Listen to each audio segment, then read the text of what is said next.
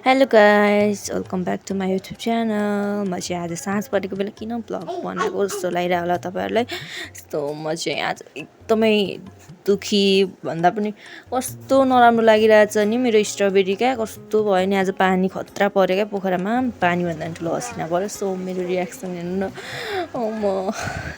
मेरो reaction first time त्यो strawberry देखेर यस्तो दुःख लागिरहेछ नि गाइस। यस्तो मिहिनेत गरेर होइन, यस्तो धेरै कस्तो धेरै फलिरहेको थियो कि कस्तो राम्रो भइरहेको थियो। हेर्नु नि त्यहाँ पाक्न लागिरहेको थियो नि, नानीले खान्छु भन्दा पनि नदिएर राखिरहेको थियो कि पाकेपछि खाने भनेर।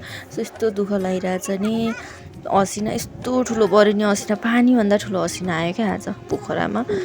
देख्न सक्नुहुन्छ असिनाहरू कति जम्मा भइरहेछ ठाउँ ठाउँमा। म यस्तो नराम्रो लागेछ नि मलाई आज असिना देख्न सक्नुहुन्छ।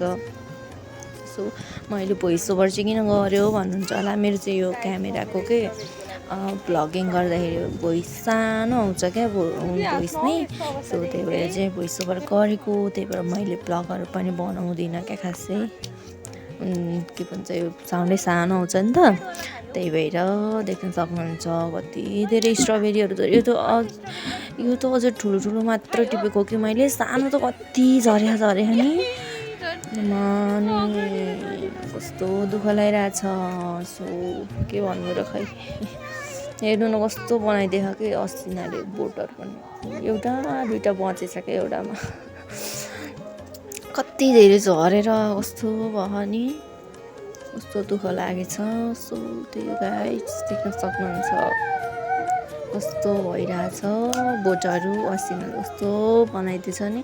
कस्तो मेहनत गरेर रोपेको नि, आमा म कति खुसी भएको थिएँ नि फलेको देखेर। कस्तो धेरै फलिरहेको थियो क्या, कति खुसी भएको थिएँ। लास्टमा यो असिनाले गर्नु गर्यो नि आज।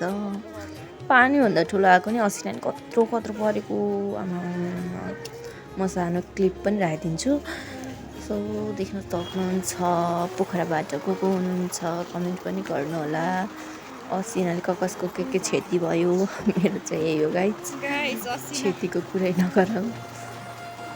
मेहनत गरेको थिएँ नि त मैले यसको लागि। सो त्यही भएर चाहिँ दुःख लागिरहेछ। तपाईँहरूलाई त नर्मलै लागिरह्यो होला नि, मलाई चाहिँ एकदमै दुःख लागिरहेछ। असिनामा कति हो के असिना त, कस्तो घरै भत्केला जस्तो टाइपको के असिना त क्वार्र परेर पानी नआइकन असिना के कस्तो परेको नि। कस्तो दुःख लागिरहेछ गाइस, असिनाले गर्नु गर्यो नि।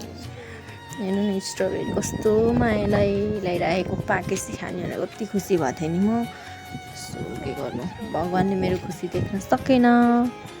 के भन्नु र योभन्दा त है। सो त्यही हो गाइस, रुम्की भइरहेको छ मलाई चाहिँ। त्यही हो, अन्तिमसम्म हेरिदिनु भएकोमा धन्यवाद। र युट्युब च्यानल सब्सक्राइब गर्नु भएको छैन भने सब्सक्राइब पनि गरिदिनु होला है त। धन्यवाद, थ्याङ्क्स फर वाचिङ।